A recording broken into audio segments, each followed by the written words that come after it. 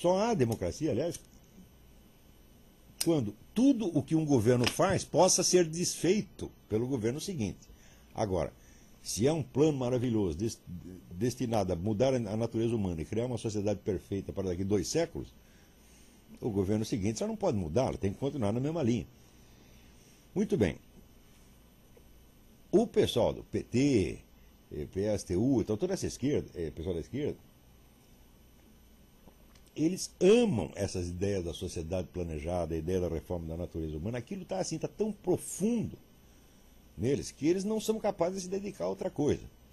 Ora, como é que se faz a sociedade planejada? A primeira condição para você poder fazer um plano sobre o conjunto da sociedade é que você tenha poder sobre o conjunto da sociedade. Então, a atividade desse pessoal revolucionário da esquerda é dupla.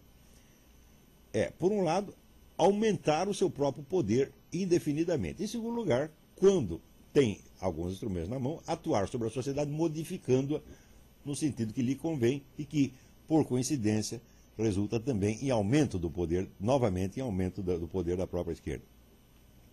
Então, nós temos que quebrar esse círculo vicioso. Tá certo? Para isso, nós temos que atuar com uma amplitude igual a que eles atuam, tá certo? E temos que ter objetivos, vamos dizer, que neutralizem os deles, mas com a mesma amplitude com que eles propõem esses objetivos e com a mesma amplitude com a qual eles lutam por esse objetivo. Por exemplo, muito antes de que alguém na esquerda tivesse a mais mínima condição de pensar em conquistar um cargo eletivo federal, eles estavam lutando pela hegemonia cultural. O que é hegemonia cultural? É aquilo que definiu Antônio Gramsci. É a capacidade que você tem de moldar o imaginário e os valores coletivos, não só na esfera política, mas em todas as esferas da vida. Por exemplo, vocês eu acredito que são capazes de medir o impacto, a importância que as ideias da esquerda de 50 anos atrás têm na sua vida familiar hoje. Os problemas familiares que vocês têm, por exemplo, com os filhos, etc., mulheres, etc., foram inoculados na sociedade 40 ou 50 anos atrás por forças revolucionárias. Ou seja, esse pessoal quer determinar o curso da vida, até o curso da vida pessoal de cada um. Toda a temática das discussões familiares, problemas entre pai e filho, etc., etc., é tudo copiado da temática da ideologia revolucionária de 40, 50 anos atrás. Quer dizer, aquilo que o sujeito pensa que é a sua vida particular já não é mais sua vida particular. É apenas o resultado, vamos dizer, do impacto de temas, símbolos, objetivos e sentimentos, vamos dizer, que são inoculados no conjunto da sociedade, depois se espalham por capilaridade e vão parar nos últimos recantos da vida pessoal. Se nós nos opomos a isso, o que nós temos que fazer? Temos que opor, vamos dizer, a isso um plano de conjunto que vai fazer o contrário? Não, nós temos que simplesmente apagar, neutralizar. Nós temos que impedir que qualquer grupo humano faça planos de conjunto para a sociedade. Nós temos que criminalizar a ideia de planos de conjunto para a sociedade.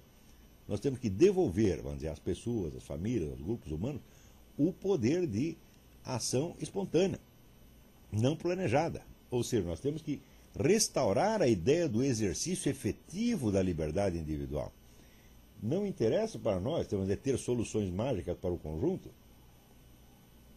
Interessa apenas preservar as condições para que cada indivíduo, cada família, cada grupo cuide de seus próprios interesses e tenha espaço para agir.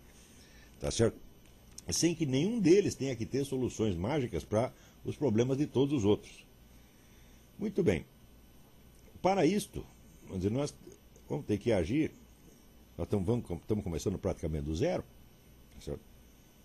Me parece assim, a primeira condição, vamos dizer, é a formação dos agentes. Ou seja, nós não precisamos saber o que nós vamos fazer daqui 2, ou 3, ou 4 anos. Nós temos que preparar pessoas para que elas saibam quando chegar o momento certo. Tá certo? Se você sabe que você precisa de 10, ou 20, ou 30 anos para chegar num certo objetivo, então não adianta você traçar uma linha, muito definida de antemão, porque não vai ser nem você mais o agente, já vai ser uma geração seguinte. Então, a minha ideia é assim, nós não temos que preparar as ações, nós temos que preparar as pessoas que, no momento devido, conceberão e porão em execução as ações fundamentais. Então, desde logo, nós temos que ter dois tipos de liderança. Nós temos que ter a liderança cultural e a liderança política. As duas podem ser mescladas, claro, porque existem pessoas que têm uma vocação dupla, mas se não formarmos uma geração para tomar desse pessoal esquerdista, vamos dizer, a hegemonia cultural que eles exercem sobre todas as nações, sobre todas as nações, não, mas sobre todas as esferas da vida humana, nós não temos a menor perspectiva de ação política. Note bem que no tempo da ditadura militar, por exemplo, o pessoal da esquerda já dominava completamente todo o show business, televisão, rádio, cinema, teatro, tá certo? E foi a partir dali que eles ampliaram a sua esfera de ação até poder chegar chegar ao poder político. Qualquer oposição a eles tem que fazer exatamente a mesma coisa. Quer dizer, antes de pensar, nós temos que vencer a eleição e tirar deles a presidência da República.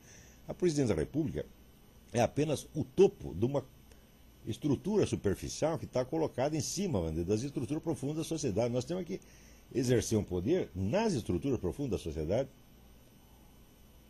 a começar, evidentemente, pela cultura. Cultura não quer dizer a produção intelectual, cultura quer dizer a produção do conjunto do imaginário, dos valores, dos sentimentos, etc, etc. Para isso, nós precisamos ter gente habilitada. Note que, por exemplo, no Brasil, o pessoal da esquerda começou a estudar, a absorver a lição do Antônio Gramsci, a partir dos anos 60.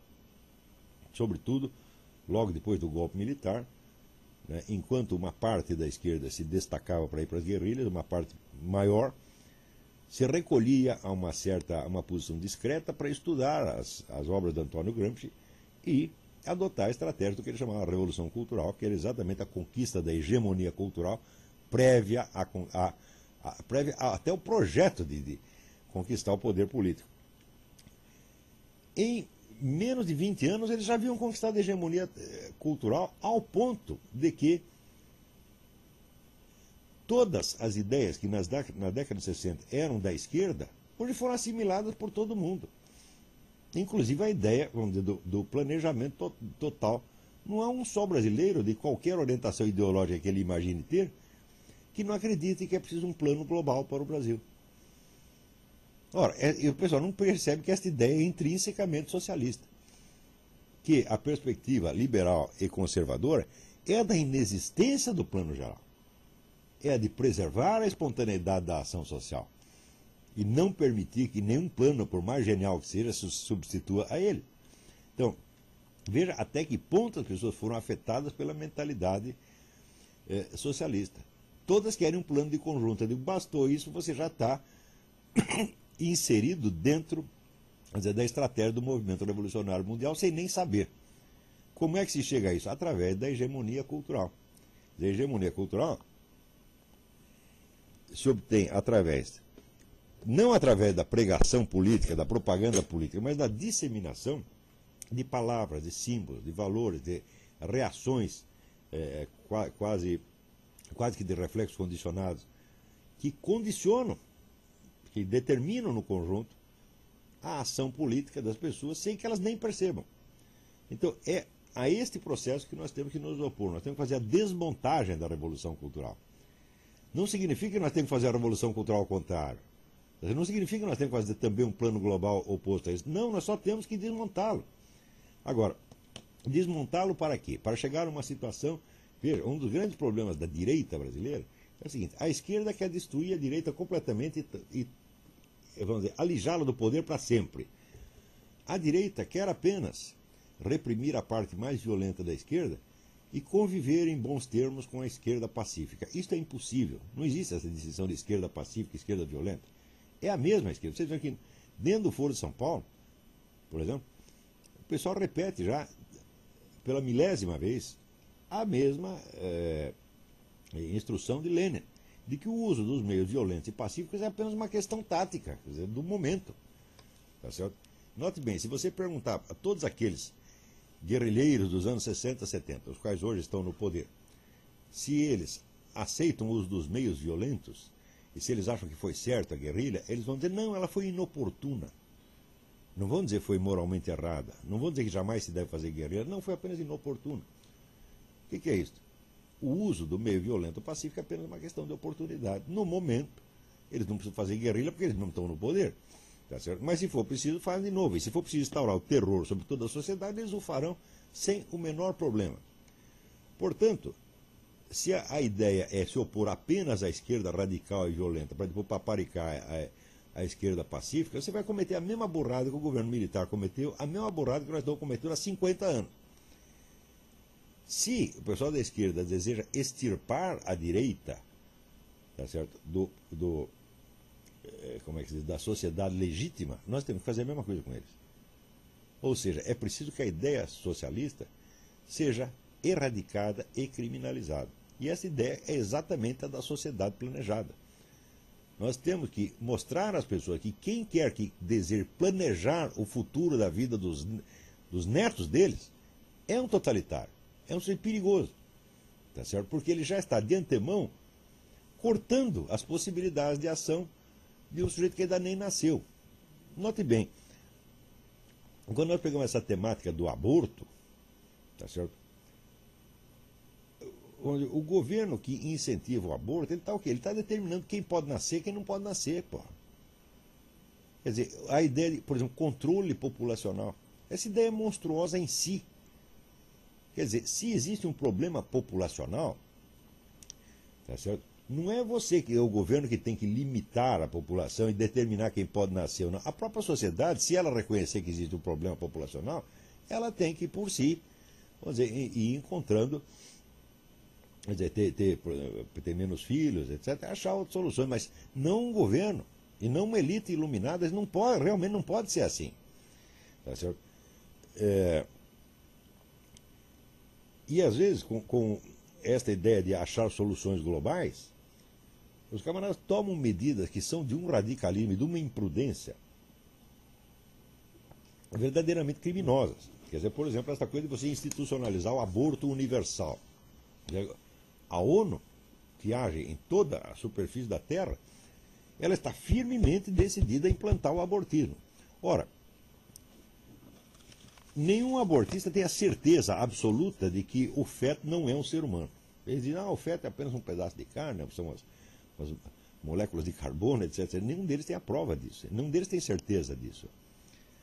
Então, isso quer dizer que se você não tem a prova de qual é o momento em que o ser humano se torna humano, você não sabe se um aborto é um homicídio ou não. Eles não sabem, eu também não sei. Isso quer dizer que a chance é de 50%. Ora, quem tem o direito de cometer um ato que tenha 50% de chance de ser um homicídio? Ninguém. Tá certo? Então, esta luta pelo aborto é a luta por um estado de coisas, para implantar um estado de coisas, nos quais haverá milhões de ações, vamos dizer, em curso de realização, que ninguém sabe se é um homicídio ou não, e ninguém sabe quais são, vamos dizer, os efeitos e a significação moral disso a longo prazo. Então, nós podemos estar fabricando milhões de criminosos e milhões de vítimas nesse momento e não sabemos o que estamos fazendo. Isto é o planejamento, isto é a sociedade planejada. A sociedade planejada é monstruosidade em si, e nela vamos dizer, é contra ela que nós temos